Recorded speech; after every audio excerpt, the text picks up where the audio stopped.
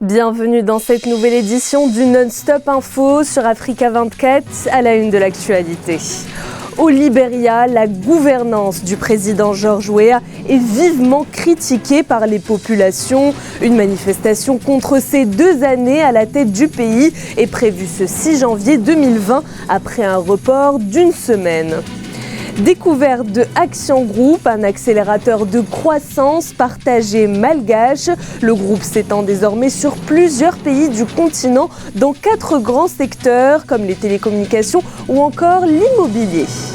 Et enfin, Sister Designs, une entreprise tchadienne, réinvente le voile traditionnel, une invention qui se trouve au croisement entre l'artisanat et la modernité.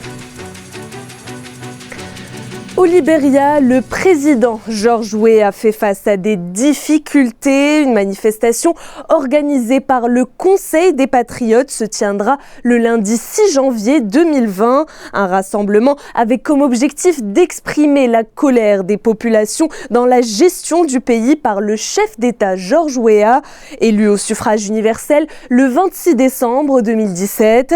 Quel est donc le bilan de cet ancien sénateur après 2 ans à la tête du pays? Élément de réponse dans ce sujet de Farba Maoun. Décembre 2017, plusieurs chantiers attendaient le futur chef de l'État du Libéria, qui devait succéder à la présidente Ellen Johnson Sirleaf.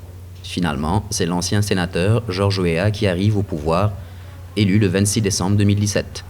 Le président Weah fera de la lutte contre la pauvreté sa priorité. Parmi ses réalisations, l'on note l'instauration de l'université gratuite et le lancement de grands projets d'infrastructure. L'élection de George Weah a suscité vraiment beaucoup d'espoir au Libéria. Dans un pays contrarié par les décennies de corruption, il y a eu une tentative de diversification quasiment de l'économie libérienne qui était fondée essentiellement sur l'exportation du caoutchouc avec l'entreprise Firestone. On voit que le secteur minier est en train de reprendre. Un bilan cependant marqué par des cas de fraude, comme l'affaire du détournement présumé de 83 millions d'euros en provenance de responsables de la Banque centrale. Pour y remédier, le président Weah s'est engagé à suivre les recommandations de bonne gouvernance ainsi qu'un programme anticorruption élaboré par le Fonds monétaire international FMI. On voit que la corruption n'a pas réellement reculé. Le clientélisme, le favoritisme dans la passation de marchés publics, avec un taux de chômage très élevé au niveau de la jeunesse et un pays quasiment surendetté, on se rend compte évidemment que 2 années après son arrivée au pouvoir, nous sommes quasiment à la croisée des chemins. Aussi, le climat des affaires ne s'améliore pas. Selon le classement Doing Business 2019, sur 190 places, le Libéria occupe toujours la 174e et d'après le FMI, la croissance est passée de 2,5% en 2017 à 0,4% en 2019. Autant de points qui devaient être au cœur des revendications à travers une manifestation organisée par le Conseil des Patriotes ce lundi, avant son report au 6 janvier 2020. Bilan de l'année 2019 au Rwanda, une année durant laquelle les autorités du pays ont relevé de nombreux défis. 2019 aura également été l'année de la parité entre l'homme et la femme au sein du gouvernement, où près de 52% des ministres sont des femmes. Dans son discours à la nation, le président rwandais a même souhaité qu'une femme soit à la tête du pays après sa présidence. Reportage de notre correspondant Fraterne Dacia Isianga. Même si la notion de parité entre les hommes et les femmes n'est pas nouvelle au Rwanda, l'an 2019 aura laissé un message fort dans ce sens. En effet, pour la première fois dans son histoire, le gouvernement rwandais est actuellement composé de 52% des femmes au Parlement et 161% de tous les parlementaires, le taux le plus élevé au monde. Si vous avez 2 jambes bien portantes et que vous choisissez de marcher sur une seule jambe, vous n'irez pas aussi loin que la personne qui marche avec les 2 jambes qui sont bien portantes. Donc, il faut que les femmes et les hommes puissent participer de façon active au développement du pays à partir de la famille, comme je l'ai dit. Il faut que toutes les lois prennent en considération l'aspect genre, et même le budget que nous votons, qu'il tienne compte des besoins aussi bien des hommes que des femmes, aussi bien des jeunes filles que des jeunes garçons. En novembre 2019, le Rwanda a accueilli le Forum mondial sur le genre, le premier du genre à avoir lieu en Afrique. Et dans son discours sur l'état de la nation, le président rwandais a exprimé son souhait de voir une femme le remplacer à la tête du pays.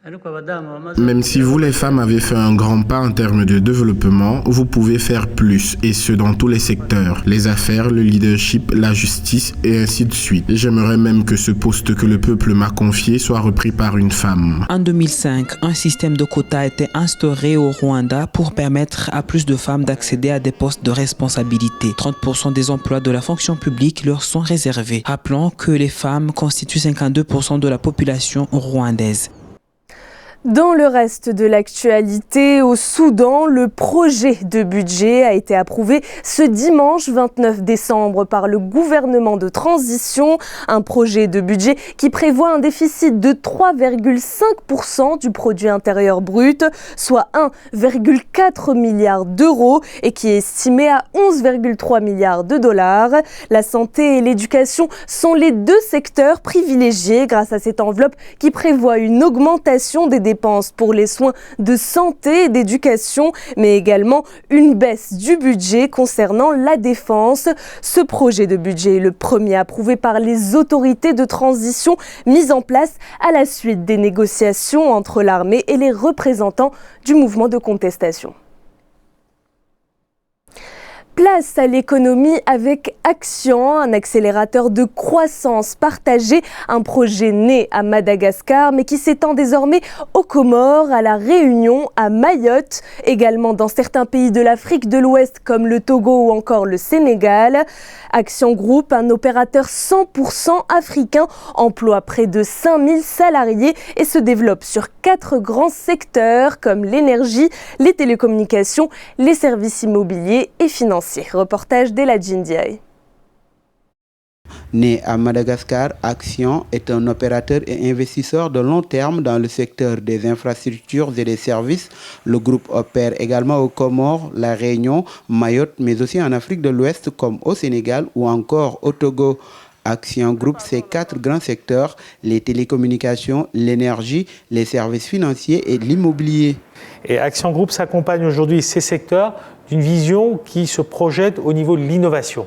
Aujourd'hui, on souhaite accompagner l'inclusion financière, l'inclusion énergétique, mais aussi et surtout l'inclusion technologique des pays dans lesquels on travaille, des populations dans les pays dans lesquels on travaille. L'obtention d'une licence télécom aux Comores et la création de Telco SA en 2016 a marqué une nouvelle étape dans l'internationalisation d'Action. D'ailleurs, Action et ses partenaires ont racheté Tigo Sénégal qui devient Free. Le groupe développe également des projets off-grid en Ouganda et au Mali à travers son programme We Light et compte se lancer dans des projets énergétiques d'envergure sur le continent. À Madagascar, le groupe a mis en place des services financiers accessibles à tous grâce à BNI Madagascar, Mvola, sans oublier l'immobilier qui est son secteur d'activité historique. Le groupe est aligné avec, je pense, les besoins du continent.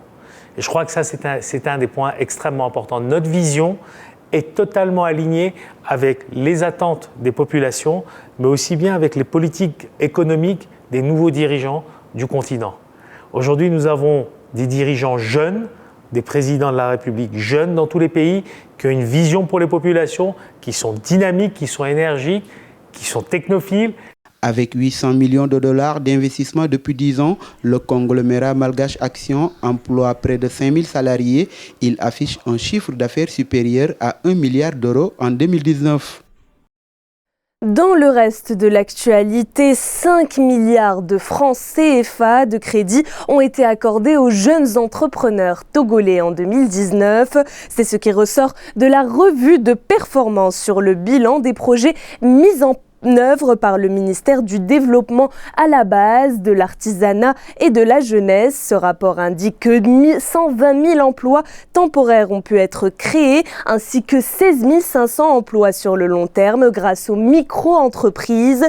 Les chiffres révèlent également que 8 500 volontaires ont été mobilisés pour des missions de développement. Le secteur artisanal ayant été le plus fructueux dans le pays, il a engendré la création de 821 entreprises et 2468 emplois, un bilan positif pour la jeunesse togolaise en cette période de fin d'année. 10 millions de dollars, c'est le crédit alloué à Access Bank en République démocratique du Congo, une ligne de crédit du FMO, une institution néerlandaise axée sur les financements pour le développement. Ce prêt vient soutenir le secteur privé congolais, le financement qui vise à dynamiser l'environnement économique des entreprises locales et privées. Les précisions de Neily Claude Ebessa. Le segment des entreprises privées de la République démocratique du Congo a reçu un investissement de 10 millions de dollars. Les fonds alloués à la filiale bancaire du groupe Access Bank sont issus de l'institution néerlandaise FMO. Cet investissement sera déployé pour soutenir Access Bank de la République démocratique du Congo dans ses initiatives de financement des entreprises du secteur privé du pays. Cette facilité contribuera à financer les petites et moyennes entreprises à fort potentiel de croissance tout en soutenant des entreprises innovantes et les nouvelles innovations industrielles du pays. Une aide apportée structurellement à un pays comme la RDC va donc l'aider à renforcer la capacité d'exportation des PME, des entreprises rurales et va financer la compétitivité des chaînes de valeur. Cet appui de la Société néerlandaise de financement du développement constitue l'un des premiers investissements dans le secteur financier de la République démocratique du Congo. Il résulte surtout d'un des programmes économiques accessibles que le gouvernement néerlandais a déployé pour œuvrer dans le secteur privé congolais.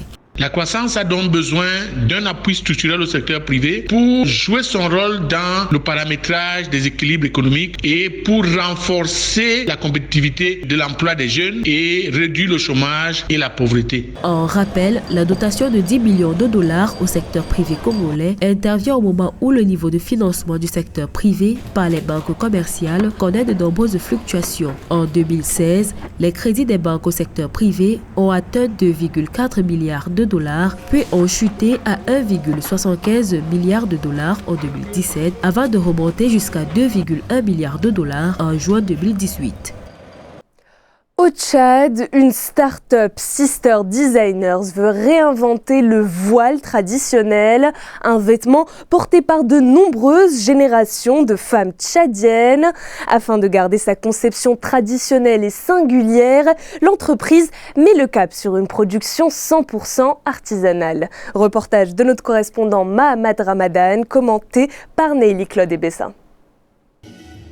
Le voile traditionnel a toujours fait partie des parures et de l'identité culturelle des femmes tchadiennes. Pour valoriser et sauvegarder cet habillement essentiel pour les beautés féminines du pays, la start-up Sister Design s'est engagée à promouvoir ce vêtement de qualité artisanale par des défilés de mode. Elle compte redonner goût de cet accoutrement aux jeunes générations qui sont plus souvent fascinées par les styles vestimentaires étrangers. Les voiles importés sont chers ici au Tchad et qu'on ne peut pas trouver ce que l'on veut exactement. C'est pour cela qu'on a dit pourquoi pas entreprendre dans ce domaine et valoriser nos tenues traditionnelles. Pour rendre accessibles ces accoutrements traditionnels au profit des femmes, Sister Design conçoit localement des modèles sur commande avec des teintures et couleurs exigées par les clients. Ces vêtements sont le plus souvent accompagnés par des accessoires, notamment les sacs à main, des chaussettes et des chaussures sur mesure. Nous avons un agenda qui nous attend. En 2020, Sister Design doit former 500 femmes dans le domaine des designs et des conceptions de voiles. Et nous allons aussi ouvrir nos boutiques dans les provinces. Et l'exportation, ça sera en fin 2020, l'exportation de nos voiles aux pays voisins. Pour rappel, Sister Design est une initiative de deux jeunes sœurs, Maka Sherif Mahamad et Fatma Abdel Hadi Mahamad. La start-up est déjà lauréate de la Coupe du monde de l'entrepreneuriat et troisième du prix de Kelou Digital Challenge organisé par le Fonds des Nations Unies pour la population. Le journal a été réalisé par l'ensemble de la rédaction. Merci de votre fidélité. Retrouvez dans un instant une nouvelle édition de l'information sur Africa 24.